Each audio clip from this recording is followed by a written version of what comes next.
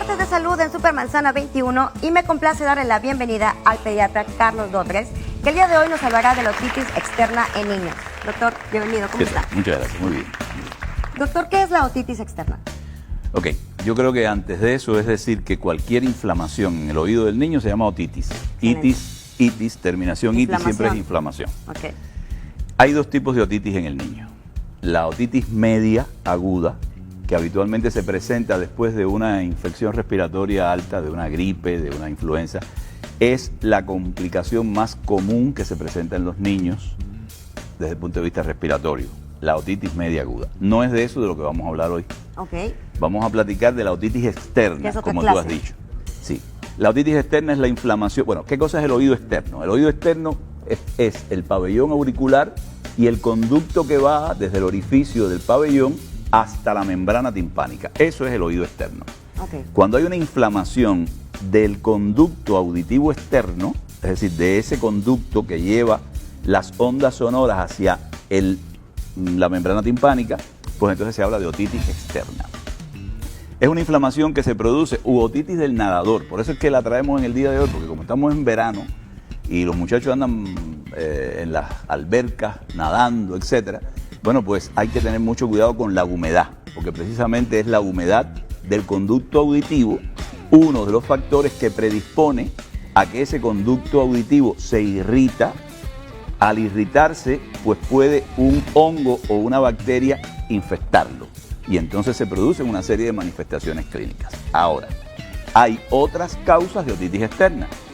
Por ejemplo, cuando el oído lo limpian por dentro, cuando se manipula a través de un cotonete, de alguna cosa, el conducto auditivo externo, porque hay comezón o porque hay alguna molestia o porque la gente pretende secarlo por dentro o porque le quieren extraer el cerumen, la cerilla, la secreción que habitualmente se produce, eso es muy peligroso, porque se traumatiza el conducto y se produce la infección. Mira, los clásicos dicen que el oído se rasca o se limpia con el codo. ¿Cómo? ¿Cómo? No se mete nada en el oído. Okay. Es decir, no se puede o no se debe tocar para evitar esas otitis externas. De hecho, he escuchado que con agua, ¿no? También se puede hacer una limpieza para bueno, y no pero utilizar. ya eso tiene que ser indicación médica. Okay. Lavado de oídos, etcétera, eso tiene su indicación médica. Okay. Porque esta enfermedad, tanto la otitis media como la otitis externa, cuando hay los primeros síntomas, hay que acudir al médico. Entonces, ¿cuáles son los primeros síntomas que se producen? Bueno, esta otitis da dolor. El primer síntoma es dolor. Puede estar a veces antecedido por un cierto escozor, picazón o comezón en el conducto auditivo. Pero lo más importante de todo es el dolor, porque se inflama el conducto. A veces no se oye bien, el niño no oye bien transitoriamente por esa misma inflamación. A veces hay una secreción, a veces hay fiebre, es rara la fiebre, pero si es bacteriana y se ha diseminado un poco y es una forma más importante, puede haber fiebre, puede haber ganglios inflamados. Es decir, que las manifestaciones son fundamentalmente autolimitadas a la zona del oído medio. Y cuando se ala el pabellón auricular o se aprieta lo que le llamamos el tragus, bueno, pues hay dolor en esa zona. Okay. El diagnóstico se hace por el médico. No deben estar manipulándose el oído cuando hay manifestaciones de oído porque puede ser importante, severo. Y se hace a través de mirar el oído con un otoscopio. Es decir, hay un equipo, eso lo estamos viendo ahora en pantalla, que es el otoscopio que lo tiene el médico, que es un proceder que hay que hacer necesariamente para ver si hay una inflamación generalizada del conducto, si hay un forúnculo en el conducto, porque a veces hay un grano en el conducto, un forúnculo, que es la infección focalizada del conducto auditivo, que más o menos da los mismos síntomas. Entonces, quizás a ustedes se les ocurra decir, bueno, ¿y cómo se previene eso? Claro, ¿cuáles son ¿cómo prevenir eso? ¿Cómo prevenir eso? Bueno, prevenir eso primero, hay que tener en cuenta que hay que secar, hay que mantener el conducto auditivo sin mucha humedad. Okay. Los niños que están mucho tiempo en la alberca pueden presentar esas otitis externas. Entonces, hay quien recomienda antes, en los niños que tienen predisposición a presentarla, antes aplicar unas goticas de ácido acético al 2%, que es vinagre blanco, el común, diluido en un poquito de agua, y entonces echarle 3, 4 goticas ahí para tratar de crear un pH, un ambiente en el conducto auditivo que no predisponga a eso. Okay. Ahora, secar el oído de tal manera de que cuando salga de la piscina se seque el pabellón auricular, no secar el oído dentro, sino que a través de la gravedad, virando la cabeza de un lado a otro, ¿no? De un lado a otro, para excelente. Que drene ahí.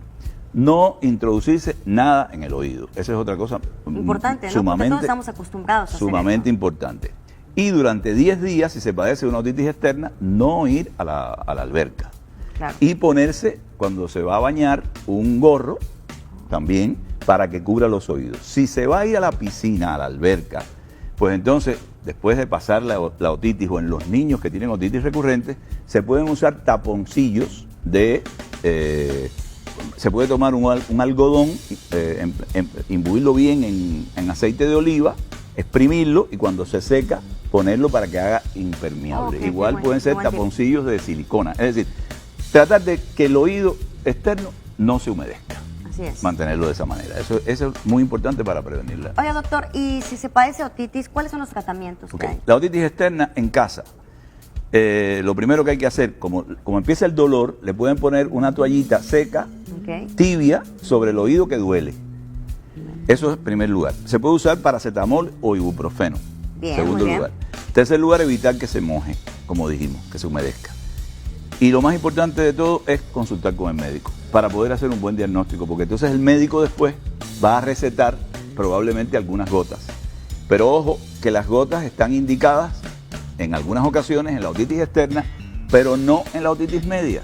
Y entonces hay que establecer el diagnóstico diferencial de una y de la otra. Claro. Y eso solamente lo puede hacer el médico con la otoscopia. A veces, raras veces, si se ha avanzado mucho la otitis, la infección, hay que dar entonces antibióticos por la vía oral. Pero bueno, todo eso se le deja al médico. Claro, lo más importante es eso, no acudir y no automedicarnos, que muchas veces lo hacemos. Y algo muy importante que mencionó es eso, yo siempre uso igual para limpiarme y no lo hago como usted dice. Yo creo que muchas personas lo hacen de esa manera y es muy importante que no lo hagan así porque solo se afectan, ¿no? Claro, claro, porque tú puedes erosionar, dañar el conducto y ahí puede haber una infección. Muy bien, doctor. ¿Algo más que quiera agregar sobre este tema? Las dos cosas más importantes, sobre todo en este tiempo que hay albercas de los niños. Primero, que se tenga en cuenta que esto es una entidad, la otitis externa, o del nadador, que puede presentarse en cualquier época, pero sobre todo en esta época. Segundo, que se seque el pabellón y por gravedad el oído, que no se introduzca nada y que se trate de proteger el oído de la humedad, o con taponcillos o con la utilización del vinagre con agua que le dije inicialmente.